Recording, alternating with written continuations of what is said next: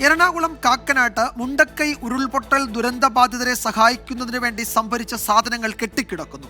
Red cross ഓഫീസിലാണ് 100 കണക്കിന് പെട്ടികൾ വിതരണം ചെയ്യാതെ കൂട്ടിയിട്ടിരിക്കുന്നത്. റെഡ് ക്രോസ് ഭവനിൽ പെട്ടികൾ സൂക്ഷിച്ചിരിക്കുന്ന ദൃശ്യങ്ങൾ 24 ലഭിച്ചു.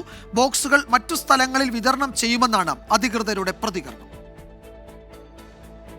മുണ്ടക്കൈ ചൂരൽമല ദുരന്തത്തിൽ ഉൾപ്പെട്ട ആളുകൾക്ക് സഹായം നൽകുന്നതിന് വേണ്ടിയാണ് റെഡ് ക്രോസിന്റെ നേതൃത്വത്തിൽ നിത്യോപയോഗ സാധനങ്ങൾ ഉൾപ്പെടെ സംഭരിച്ച് പെട്ടികളിലാക്കിയത്.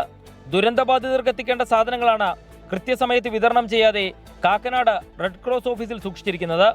നിത്യോപയോഗ സാധനങ്ങൾ ഉൾപ്പെടെ സംഭരിച്ചിട്ടും പൂർണ്ണമായും എന്തുകൊണ്ട് വയനാട്ടിലേക്ക് അത് എത്തിച്ചില്ല എന്ന ചോദ്യം ഉയരുന്നുണ്ട്.